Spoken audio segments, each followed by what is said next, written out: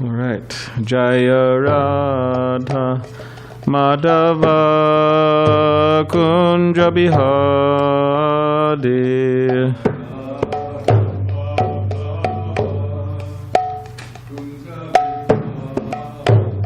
Jaya Radha Madhava Kunja Bihari.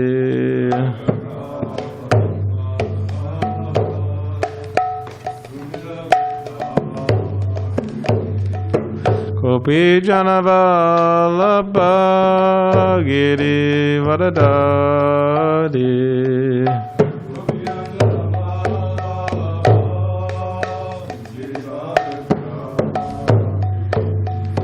Gopi Janavalabha Giri Varadari.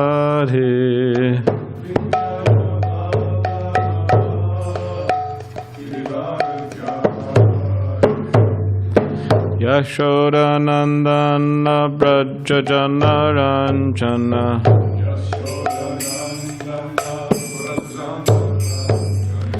Yashodanandana Brajajana Ranjana.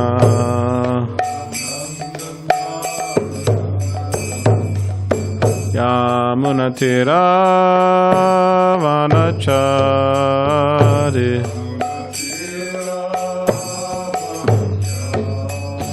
Yamunatira Vanachari.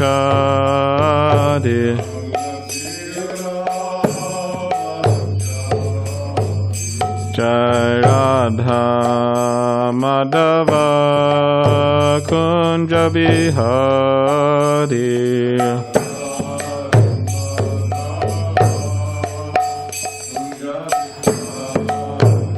Jai Radha Madhava Kunja Bihari.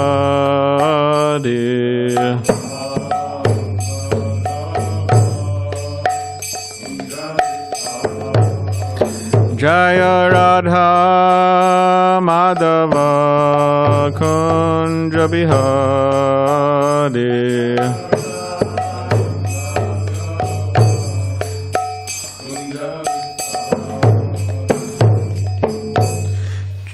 Jai Paramahamsa Parivajikacharya Ashtota Shota Shri Srimad Grace A.C. Bhaktivedanta Swami Prabhupada Ki Jai. Grantaraj Srimad Bhagavatam Ki Jai. All glories to the assembled devotees. All glories to the assembled devotees. All glories to the assembled devotees. Glories to Shri Guru and Shri Gauranga. Hare Krishna.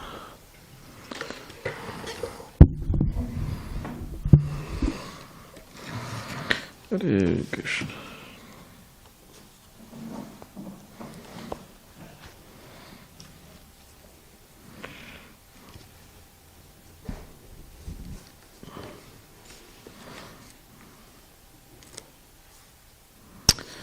Om Namo Bhagavate Vasudevaya. Om Namo Bhagavate Vasudevaya. Om Namo Bhagavate Vasudevaya.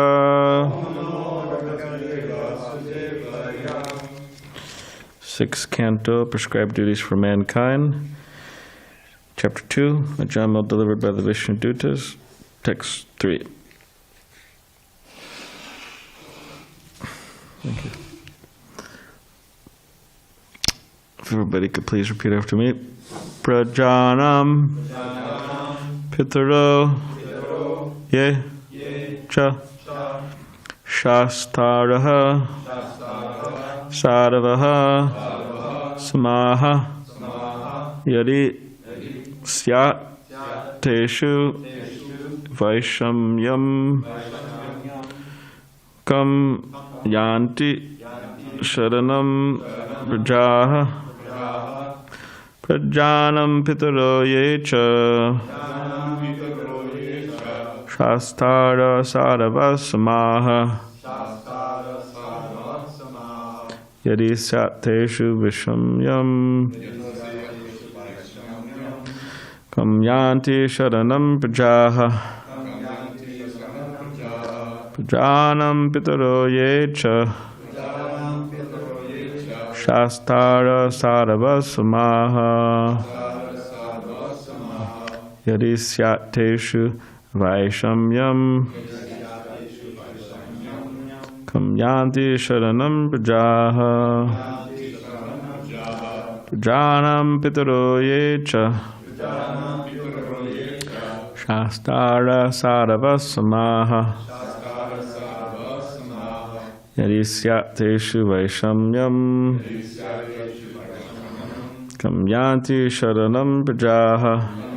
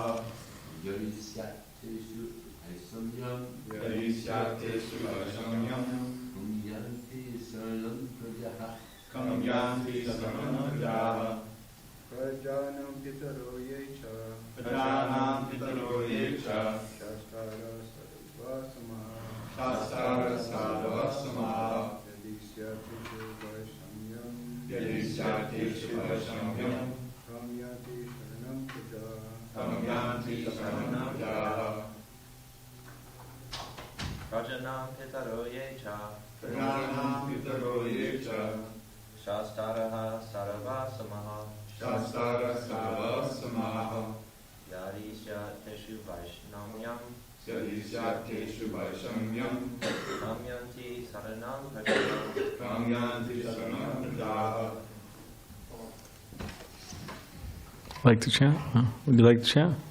No? Would you like to? All right. I'm really slow. That's all right. You'll pass this time? Okay. All right. Word by word.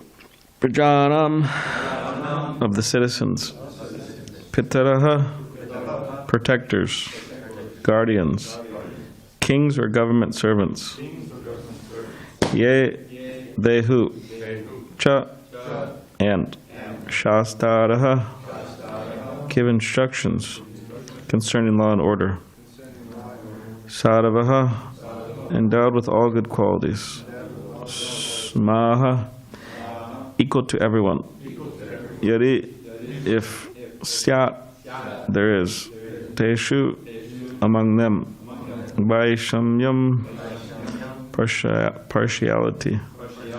Come, what? Yanti, will go to. Sharanam, shelter.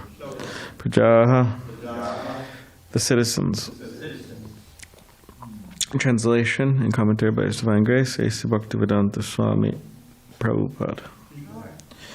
A king or governmental official should be so well qualified that he acts as a father, maintainer, and protector of the citizens because of affection and love. He should give the citizens good advice and instructions according to the standard scriptures and should be equal to everyone. Yamaraj does this, for he is the supreme master of justice, and so do those who follow in his footsteps. However, if such persons become polluted and exhibit partiality by punishing an innocent, blameless person, where will the citizens go to take shelter for their maintenance and security? The king, or in modern times, the government, should act as the guardian of the citizens by teaching them the proper goal of life. Is the modern government doing that? Teaching, they're working on it? Teaching them the proper goal, teaching citizens the proper goal of life. The human form of life is especially meant for realization of oneself and one's relationship with the Supreme Personality of Godhead, because this cannot be realized in animal life. The duty of the government, therefore, is to take charge of training all the citizens in such a way that by a gradual process they will be elevated to the spiritual platform and will realize the self and his relationship with God. This principle is followed by kings like Mahārāja Yudhiṣṭhira, Mahārāja Parīkṣit, Lord Rāmacandra, Mahārāja Ambarīṣa, and Prahlāda Mahārāja. The leaders of the government must be very honest and religious, because otherwise all the affairs of the state will suffer. Unfortunately, in the name of democracy, rogues and thieves are electing other rogues and thieves to the most important posts in the government. Recently, this has been proven in America, where the president had to be condemned and dragged down from his post by the citizens. Anyone know which one he's talking about? Oh yeah, Richard Nixon. Okay. You knew that, Tyler? This is only one case, but there are many others. Because of the importance of the Krishna consciousness movement, people should be Krishna conscious and should not vote for anyone who's not Krishna conscious. Then there will be actual peace and prosperity in the state. When the Vaishnava sees mismanagement in the government, he feels great compassion in his heart and tries his best to purify the situation by spreading the Hare Krishna movement.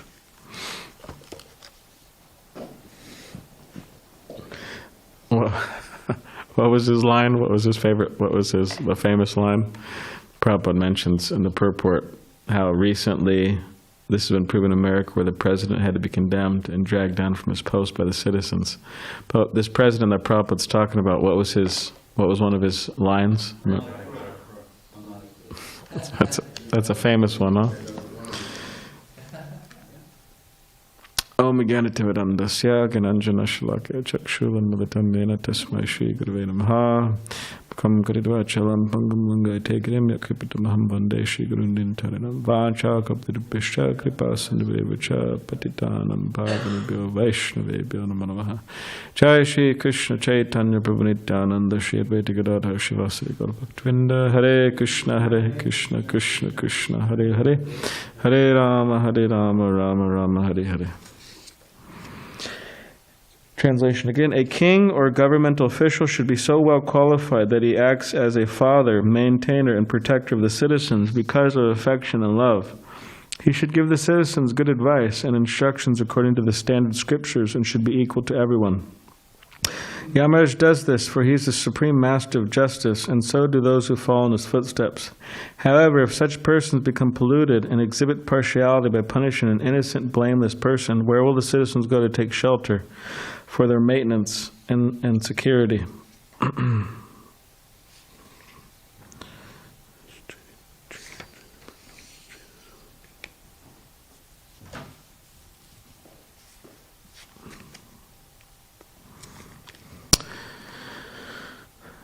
So in the translation here, it's giving the different qualifications of a king or governmental official, and that they need to be qualified.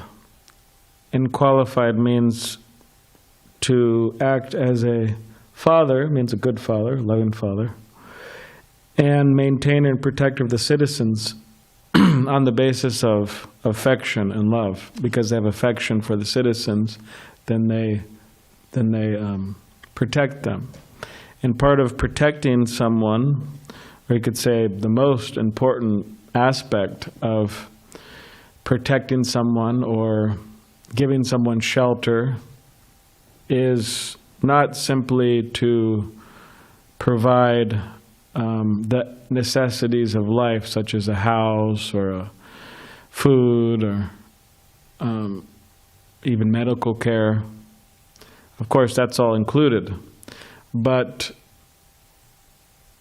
to just provide that to the citizens and not real education, not real spiritual education, this is considered to be violence of the soul on a living entity. Because it's not enough just to give someone a place to stay, just to give someone food, just to give someone medical care.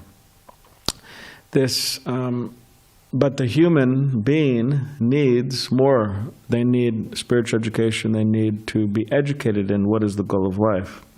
And that's what's being mentioned here, that a real qualified government official or a protector of people or citizens, they should give the citizens good advice and instructions according to standard scriptures and should be equal to everyone.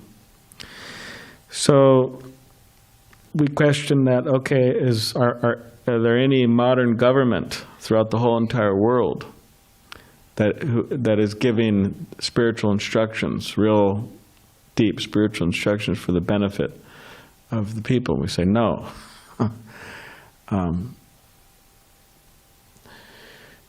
One time Srila Prabhupada was being massaged. He would get a massage regularly for, it's healthy, Ayurveda and circulation of the blood. And so he was getting a massage one time, and one of his disciples started to praise him. And he was saying that, or glorify him, he was saying that Srila Prabhupada, he was saying, I think you're the only one in the whole world who knows anything. Means how to solve the problems, what's right, what's wrong, like ultimately what's right, what's wrong, what's the problems, what's the solutions? Because anyone with, who's conscious, even to a small degree, they could see the problems. That's not easy. That's not difficult to see. But what are the solutions? That people are having a hard time with. The whole world, actually, the governments, and everybody's having a hard time. How do we solve the problems? Everybody knows the problems, but how do we solve the problems? Problems of disease, problems of pollution, problems of domestic violence, problems of addictions to so many different things. How do we solve these problems? People don't know. Sometimes people, they say, oh, well, I got off heroin, right?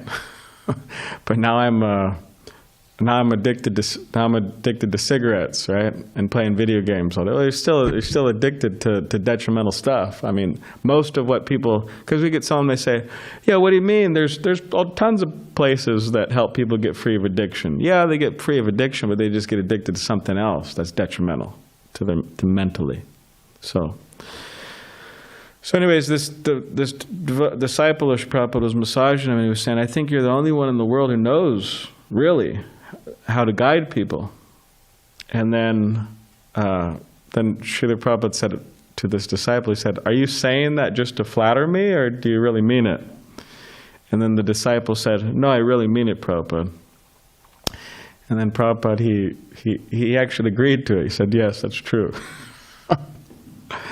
Now, of course, Prabhupada agreeing to it, meaning that he is just repeating what his spiritual master said and what Krishna said, and he's not claiming that it's all his mercy or grace, but he's saying that because I'm repeating the message of the disciplic succession, therefore it has that power. So the protectors or the government officials should give advice and instructions according to standard scriptures and should be equal to everyone. So that means they have to know. Now, they have to know Scripture. In order to give instructions based on Scripture, we have to know Scripture. So in the absence of a Krishna-conscious government, or in the absence of Krishna-conscious leaders, or in the absence of real leaders, Srila Prabhupada would stress that his followers, the followers of the members of the International Society for Krishna Consciousness, he would advise that they become learned in Scripture. Means to be able to give advice based on Srimad Bhagavatam, based on Chaitanya Charitamrita, Nectar Devotion, these different books. And they should be equal to everyone.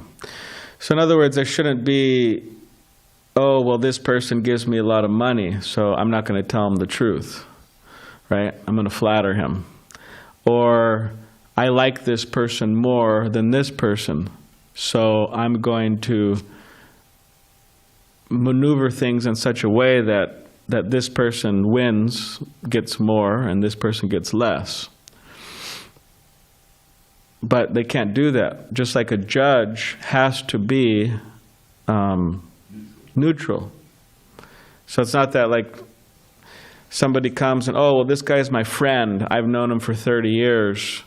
And this person I've only known for 5 years. And therefore, I'm not going to hear the person out at all. That, hey, Saul, do you think you close that door and come back, please? That person who, oh, I thought you were losing your dhoti. That was yours. That was his scarf. I thought it was his dhoti. One time, I heard recently that there's a big kirtan going on, and there was a devotee leading the kirtan. He was the kirtan leader. He was going, and he was really getting into the kirtan. And then he was chanting, and all of a sudden his dhoti falls off, and it just like falls right to the ground. You know, his just completely falls off. And then he keeps on chanting. And nobody says anything. And his guru, Tamal Krishna Goswami, he goes through the crowd and he says, hey, you know, Govinda, you know that your dhoti fell off, right? And, you know, anyways. No, he didn't know. He was just chanting in the kirtan, you know.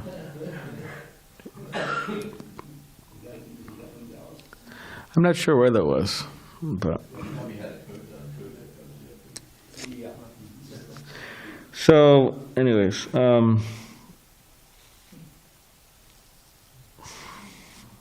so where were we?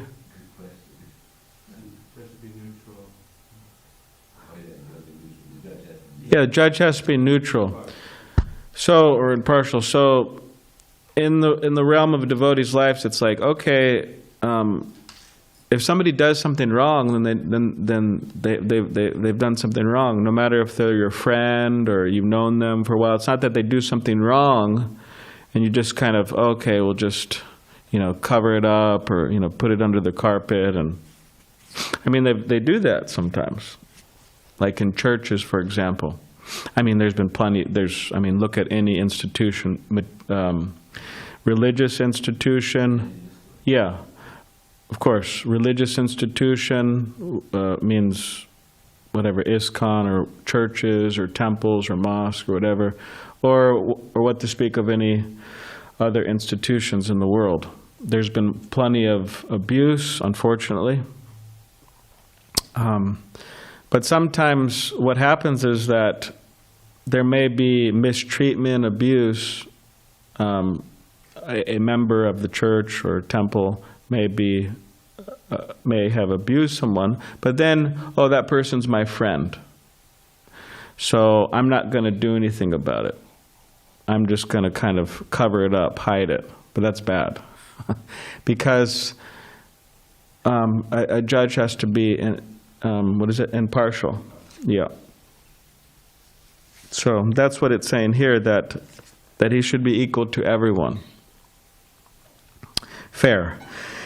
Yamaraj does this, for he is the supreme master of justice, and so do those who follow in his footsteps. However, if such persons become polluted and exhibit partiality by punishing an innocent, blameless person, where will the citizens go to take shelter for their maintenance and security? So the Vishnu Dutas are saying to the Yamadutas, because Ajama was about to be ripped out of his body, right, dragged to hell because of his sinful life. So but he chanted Narayan, Narayan, right? Or he said once, Narayan. So the Vishnu Dutas are saying, because he uttered the name of Narayan, he doesn't have to go to hell. And but you guys, you Yama Dutas are trying to take him to hell, and this is not fair, and you should know better. That's what he's saying. That's what they're saying.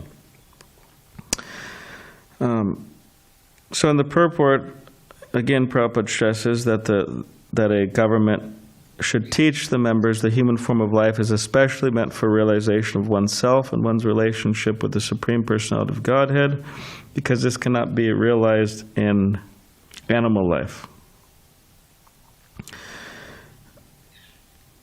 And Prabhupada gives the example of different devotees throughout time, Mahārāja Yudhiṣṭhira, Rāmacandra, etc., different devotees who have taught the members properly.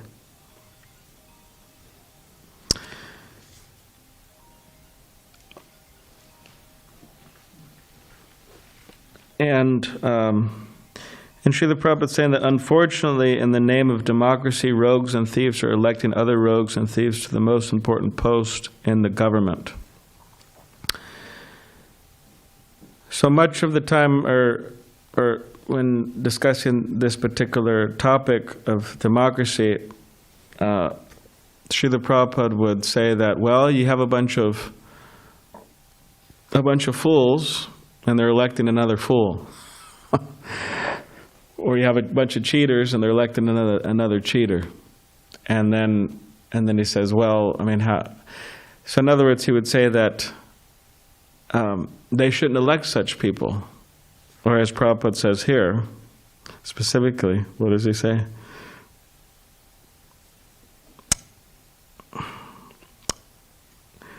Because of the importance of the Krishna consciousness movement, people should be Krishna conscious and should not vote for anyone who's not Krishna conscious. Should not vote for anyone who's not Krishna conscious, kind of. So, but we see throughout history that people, they vote, right, for a particular person that promises many things, and then after some years, and they just keep on going like this, voting, and ultimately the problems aren't solved and people aren't satisfied.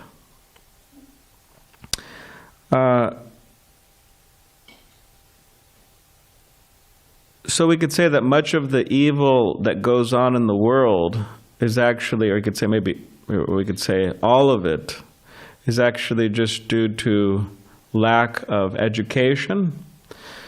And one thing, it's not just education, but lack of realization of those particular points of education. Because one may be educated, but then they have to act on that, and they have to realize that, they have to live by that. And much of the problems in the world, you could say, are, because of this, people are not educated. And then even if they are educated, they can't act on that knowledge. That's the problem. Like much of the religious institutions of the world, even ISKCON, that people are educated to a degree. They know what to do, what not to do. But how many are following, actually, like precisely? Like Prabhupada made a statement one time. He said we could take over the world in, I don't know what he said, 14 days or something like that, 18 days. That's pretty quick. So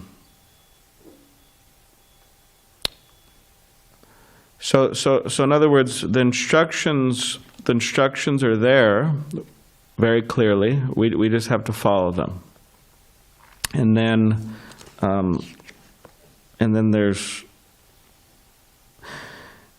then there's a hope that we could be able to act as persons in this world who are not just part of the problem. Right? They say you're part of the problem or you're part of the solution. So we want to be part of the solution, not the problem.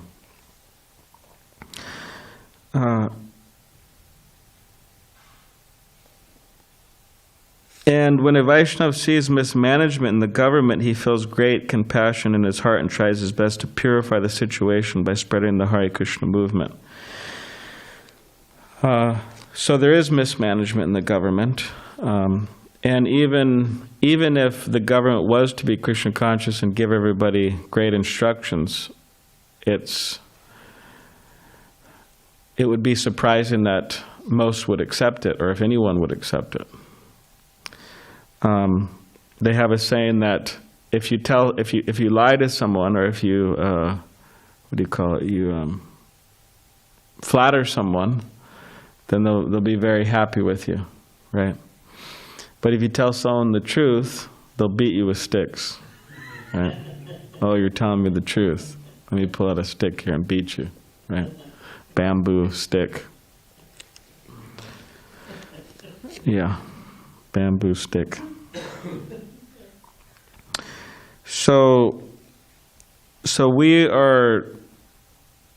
know the truth, and we're trying to distribute it to as many people as possible.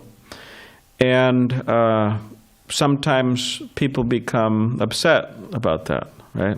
You're telling me the truth. Okay, let me get a stick, right? I mean, people get upset reading Srila Prabhupada's books, actually. If they open them and read them, they get upset. Like I remember I gave a book, or distributed a book, to one girl years ago, and we were going shop to shop in National City, about South Bay, 30 minutes south. And it was a Mexican food place, and we went in there, and I gave her a book, and she gave a donation, and then she showed up at the temple. And I didn't recognize her, of course. I think I did, but sometimes we distribute books, and then people come, we don't recognize them, because we're seeing so many people. But she stopped by, and then she said, "I read the book, some of it." I think this was her second time. She read the book, and she said, I don't really like or understand why Srila Prabhupada, why your guru is always talking about, if you don't surrender to God, if you don't follow religious principles, you're just eating, sleeping, mating, and offending, and then you're an animal. She said, I don't really like that. And I tried to explain, right, to the best of my ability, why defending Srila Prabhupada, and I didn't get defensive, but I was defending the truth or the points that he was making in one of the books she was reading. But she didn't come back. And there's many statements in Prabhupada's books that are like that. There's one devotee in Istanbul, Turkey, Nrsimha Krishna Prabhu, and he said that he would read Prabhupada's books, and he said that he felt like Prabhupada was like really challenging him, because he was like a good Muslim boy, and he's reading Prabhupada's books, and it's, oh my God, I'm an animal if I don't do this, I don't do that, I have to follow these 4 principles and all these things, and eventually became a devotee, now he's a leader over there. But so we shouldn't be surprised that not everybody's lining up at the front door, saying, let me in, please save me, right? But it's expected that most won't be like that.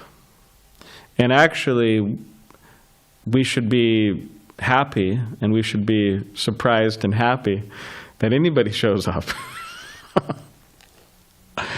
Like to our Krishna Lounge, for example, on Thursday. We should be surprised that anybody shows up. It's a miracle, actually. I mean, there's a lot going on. A lot of distractions, a lot of things that waste people's time, and it's amazing anyone's interested. And actually, it's a miracle that this temple's going on. Sometimes I think about it, how much of a miracle it is.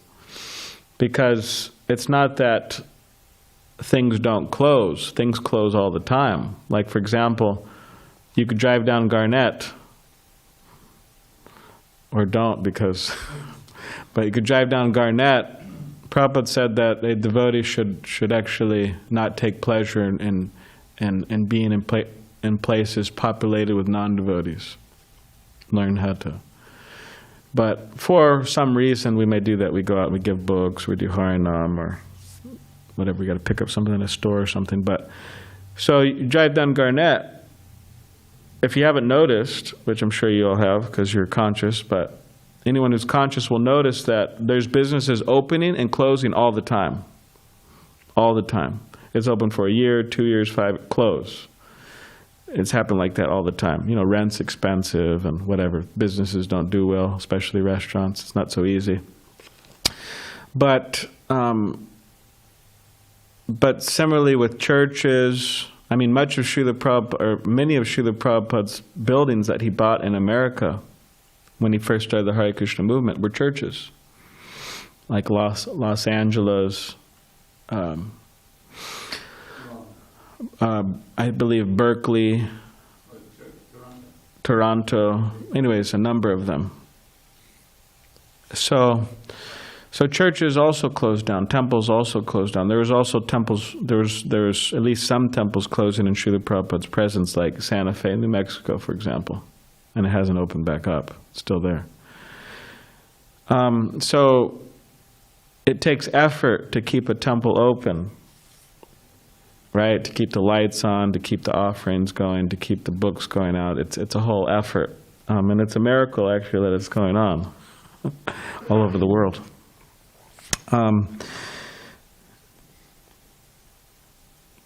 So we should be happy that anybody shows up, or anybody stays around, actually. But a Vaishnav, seeing the situation of the world, and progressively it's getting worse,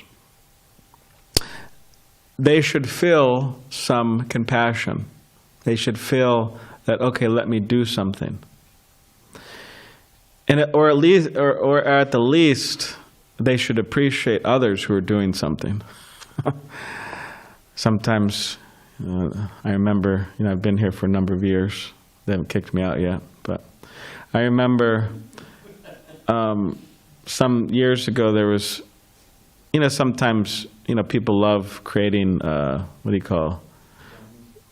like drama and creating different groups, and okay, that us and them, that's the disease of the conditioned soul, right? There's us, and then there's us, and then there's them, right? It's like a whole difference. We should see equal, but so even in the ashram sometimes, like there's us, and then there's them. Us, pujaris, cooks, right? And then there's them, book distributors, And them, yeah, they go out. Yeah, sure, they distribute some books. I collect some of them, but we're keeping the temple together. We're cooking things, and how would they eat if we didn't cook? And we're doing most of the cleaning. And this is then and now book distributors are. But I remember hearing that, and there's book distributors go out. They just sleep on the bench, sleep in the car, do whatever they want, So, of course, I didn't agree with that. I thought it was wrong thinking, but I had to deal with it. It means I had to kind of, hey, this is wrong, we shouldn't be thinking like that. We got to work together and all that. So, my point being is that for those who are not going out regularly, they means on book distribution, they should respect those who are going out. They shouldn't just, they're just going out, I'm here. They should respect them. And not just see, God and the deity and not respect the devotees. They should respect the devotees for what they're doing and help them and encourage them, serve them. And similarly, those who are going out regularly should respect. There should be a mutual relationship based on respect. But those who do not go out regularly, they should feel like they're part of the movement also, and that there's frontline soldiers, there's backline soldiers. There's a lot that goes on in the operation to help people become Krishna conscious. Like those who stay back, for example. If it's their service to clean the bathroom in the Krishna lounge or in the temple, for example, and let's say the book distributors aren't doing that, which is fine. But if it's their service to clean the bathroom, they better do a really good job because it's important. I mean, when I always go... Anyways, it's important. It's called Sattva Gun, the mode of goodness. Or... if it's their service to cook the feast, for example, book distributor may not be cooking the Krishna Lounge feast or Sunday feast. But if it's their service to cook the feast, they better do a good job because it's important, not a lazy, half-baked job, literally half-baked. Half-baked in terms of endeavor, and half-baked literally in terms of whatever, a cake being half-baked, right? They should do a good job because it's important. People come, and some people, they might, maybe we could do a survey. How many are coming for the class? how many are coming for the kirtan? And how many are you coming for prasadam, you know? Some people are, to what percentage are they coming for prasadam, right? Like Srila Prabhupada said, he was talking with one Christian priest, and the Christian priest was amazed how Srila Prabhupada was getting so many people to come to the temple and to join and everything. And then the priest was asking how Prabhupada was doing this. Of course, there's many different cases, Prabhupada said different things, but in this particular case, Prabhupada said, I understand that at your service at church, you distribute one wafer, you know, like you go to Catholic church, you get like the, body of Christ, and you get a little piece of bread or something, a little grape juice or wine maybe. And then Srila Prabhupada said, if you introduce these Bengali sweets, you know, the gulab jamins and the different sweets, he said, you'll get full attendance, you know. So, anyways, secret weapon, right? So feeling compassion means that whatever our service is for giving mercy to the conditioned souls, we do a very good job at it. No lazy, no half-baked endeavors. And someone may say, hey, well, I'm doing a good job. You know, I'm not lazy, I'm not doing half-baked. Okay, great. Congratulations. But then there's the idea of increasing the quality of it constantly. Constantly increasing the quality and also quantity. And always thinking about how to do better. Whereas, right, Vaisheshika Prabhu up there in ISV, I think they have a shirt and they have a logo and they have all these, always better service, right? That's one of their. So, to feel compassion in our heart is very important. And this compassion that we can awaken in our heart through advancement of Krishna consciousness, much of it rests on, if not all of it, rests on our own spiritual practice, how serious we take those spiritual practices. Like in the morning, we have many hours every morning of spiritual practice, where we're supposed to be recharging our spiritual batteries, where we're supposed to be chanting sincerely and hearing the Srimad Bhagavatam and reading Srila Prabhupada's books and doing everything like that. And by doing that, the compassion will awaken. I think, what am I doing with him? I need to do something for Prabhupada. I need to repay him. Like one disciple of Prabhupada said, whenever he would stand in front of Prabhupada, he feels challenged because Prabhupada did so much. He said, I should do something too. There was one book distributor, or one devotee was telling me that, like Parameshvara Prabhu, who's, by the way, is one of the best in the world, book distributors here in America. A lot of big book distributors in America, actually. But one devotee was telling me that he saves like every ounce of energy he has, or he builds it up, every ounce of energy, and saves every ounce of energy he has for book distribution. Means in the morning, he doesn't talk with anybody. He just chants, he reads, he hears the Srimad Bhagavatam, he chants in kirtan, and he just really focuses on everything like that. He doesn't speak to anybody, because speaking actually requires a lot of energy, mental energy and focus, and you're discussing many things. But if you don't do any of that, and then you're just focusing on developing or charging spiritual batteries, when you go out, you'll be extra charged up, and every ounce of energy could be used like that. So, anyways, there's different.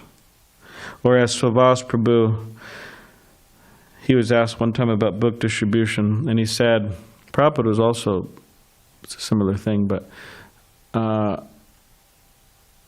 so Vas Prabhu was mentioning that if you win, means if you focus during japa, then, and you really concentrate, then on book distribution it'll be much easier to focus and to distribute, or whatever the service may be. But if you lose, you have a harder time, throughout the day. As Prabhupada said, how do we increase book distribution? Prabhupada said, well, you sit down and you chant all your rounds all at once. And he said, this will increase. This will help you increase. So we have our December book marathon coming. It's November. It's a little early, but December coming. And that's a day where devotees put out extra energy to distribute Prabhupada's books throughout the world. So here we also, there'll be some temple goal we'll have. Devotees will be going out, certain schedules, making individual goals also. They say nothing focuses the mind more than a goal. So in this way we could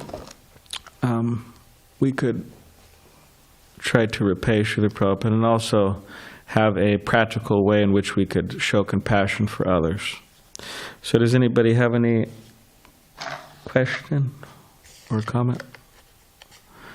Yes. Yes, okay. I was just thinking, there's a remarkable, and we find it all the time, we read the Bhagavatam, and at what we're reading this morning, remarkably pertinent to what's going on in the world. So here you have the Vishnu Dutas complaining that the Yamadutas are trying to punish someone who's completely innocent. And the Yamadutas have not yet been enlightened about the power of the holy name. It's going to, as the chapter goes on, the Vishnu Dutas will explain that, and and Yamaraj himself, when he speaks to the Yamadutas, will reiterate it. So, I mean, you can kind of sympathize with them. They were never told by Yamaraj to, watch out for someone chanting the holy name. But they're representing the other side, which is that it's also dangerous for society not to punish the guilty. The whole thing is, when the Vishnu Dutas are saying, when the innocent are punished, this is wrecking the justice system, which is true. But it's just as true on the other side. And we see that reflected in modern, let's say, current events as well. Yeah. When, you have all these people, and then society becomes degraded because they get away with everything. Yeah. Yeah. So that's also important. Yeah, they say the predictions of Kali Yuga in the 12th canto say that if someone has money, then they could, buy out the judges, and right. So it's a tough time because there's a lot of people actually in the world, really some, but a lot of people who have money. And as we see in the pastime Analakura Managriva, that when one has money, not all the time, they don't have to be, but they tend to become intoxicated by pride and arrogance, and they engage in a lot of sinful activity. And sometimes because they have money, good morning to you, because they have money, they just buy their way out of it somehow or other. Although it's very clear to practically everyone that this person should be punished. Amazing, actually. And people who don't have money, then they have to, like Bhakti, they have to pay, time and jail or whatever. Like Bhakti Sundar Goswami was saying that in Mexico, the police officer will stop you, say, your light's out or you're speeding or whatever, and the police officer say, so you have two options. We'll write you a ticket, and you'll go to court, and you'll have to pay, or you could just give us, whatever, 600 pesos right now. Yeah, or whatever it is, A lot of people say, okay, I'll just pay you, So, it was a small example of paying your way out of. Yes, Dimitri? Thank you so much for this wonderful class. I was just wondering if you could tell a story of Srila Prabhupada coming to San Diego and opening the first temple and spending time here. Wow. Okay. Well, Srila Prabhupada, he visited here, I don't know, was it twice? Anyways, a few times. He didn't visit this temple. He visited the temple in Third and Thorn by Balboa Park.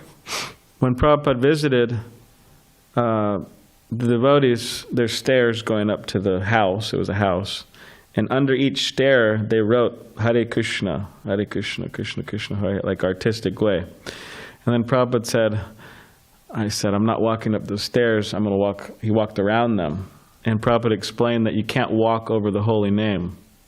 The devotees are trying to be artistic. Like, there's a stair there where you walk on, and then this part right here, they said Hare Krishna, they painted. But Prabhupada said you can't walk over the holy name. Prabhupada saw Sri Radhagiridhari personally. He took darshan of them. Unfortunately, there's not a picture. Someone didn't snap a picture of Prabhupada taking darshan of Radhagiridhari. Quite unfortunate, actually. But anyways, Bhaktidas, the temple president at the time, he sent a picture of Radhagiridhari to Srila Prabhupada. Srila Prabhupada put it on his desk in Mayapur. And Prabhupada wrote back to Bhaktidas and he said, I'm always admiring the transcendental beauty of Sri Sri Radhagiridhari. And he said, although your temple may not be one of the bigger temples, he said, if you continue nicely in your deity worship, everything will come out successful.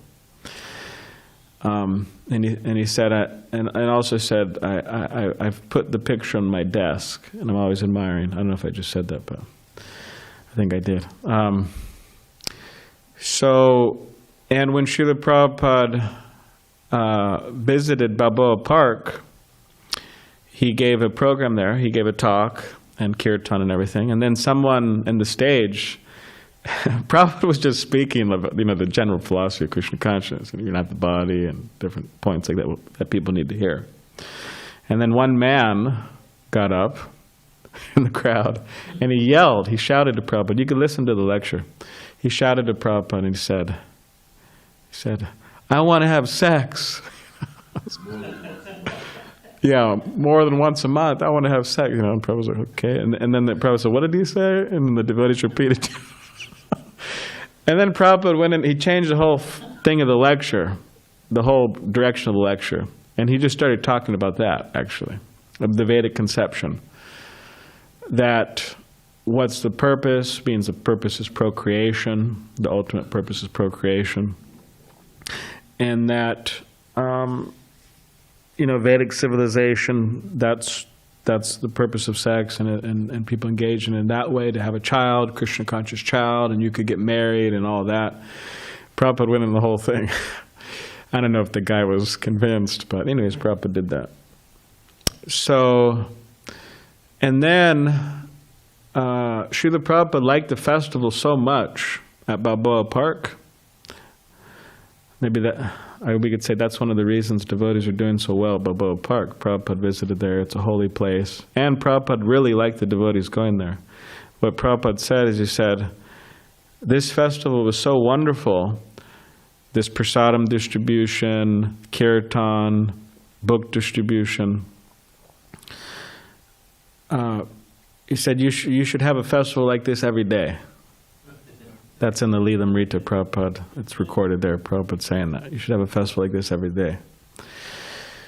And then when Prabhupada was walking, he was walking there in Balboa Park one time, and you could hear the morning walk, and there's one devotee, he says, oh, Prabhupada, does this remind you of Vrindavan? It's very beautiful buildings and trees and everything. Does this remind you of Vrindavan? Or is this is like Vrindavan? And Prabhupada said, oh no, he said, this is like Dwarka. Dwarka is more opulent. So Prabhupada also went to La Jolla, 1972. He took a morning walk in La Jolla Coves, specifically.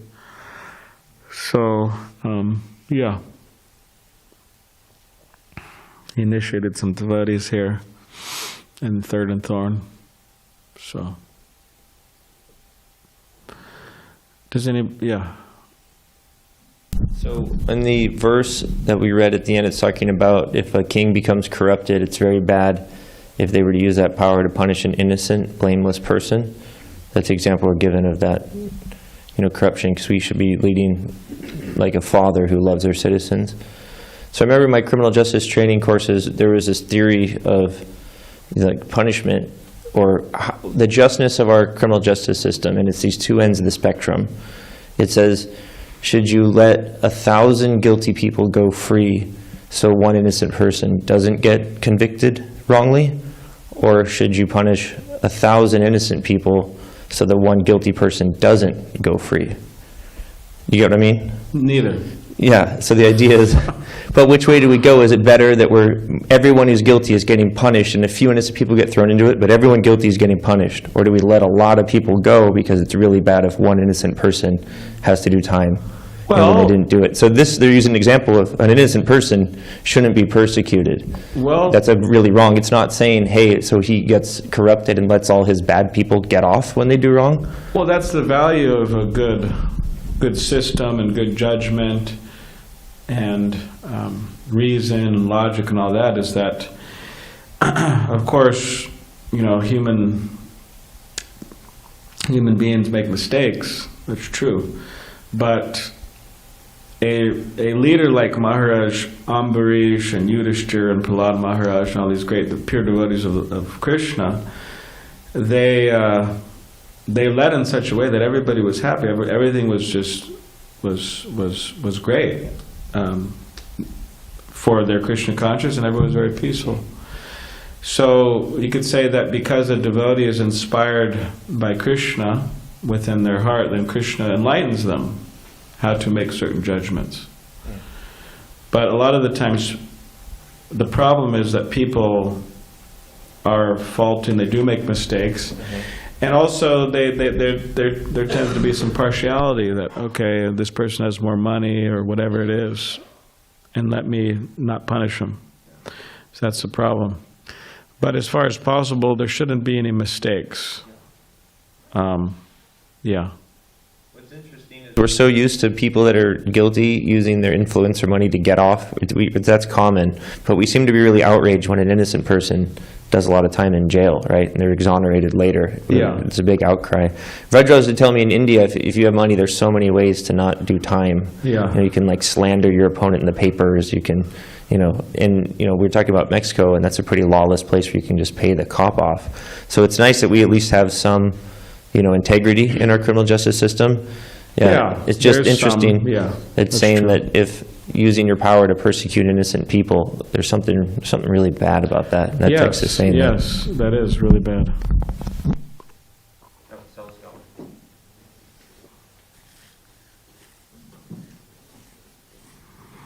Hare Krishna, Balaram. Thank you for the nice class. When we go to Mexico, this thing with bribing, it's all that's direct experience. every time we go to Mexico, we got to pay to get in in such a way because I don't have a passport. And he told me pay up or. Well, the guy, previously when you go to Mexico, you could just go in. They don't look at your passport, nothing. Coming back, they look. Your passport, your ID. Nowadays, it was also just an ID, driver's license. Nowadays, they want a passport.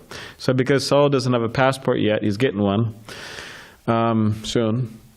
He would go into Mexico, Tijuana, we'd go do Harinam there and everything, and then the guy would say, oh, you don't have a passport? And then Saul would say, no. And the guy said, okay, come to this room.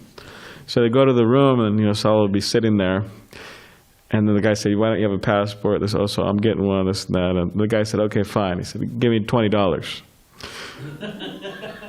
And Saul would give them $20.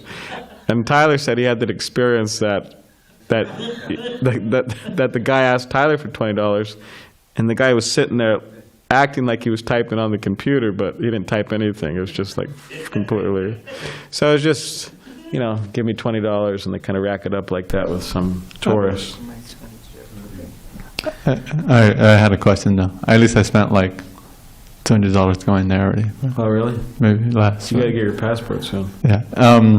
My question was that this idea of a government or a king treating everybody equally, how does this apply to the Varnashram system when you had to treat like in the Brahmana like more respect, and then you got your Sudras and then your Chakshuras? Does that apply in such a way?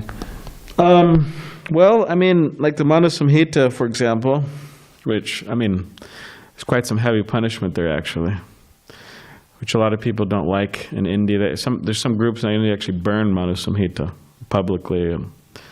But one devotee was also telling me that if certain devotees would read Manu Samhita, they might have a faith crisis, you know. But anyways, so don't read, anyway.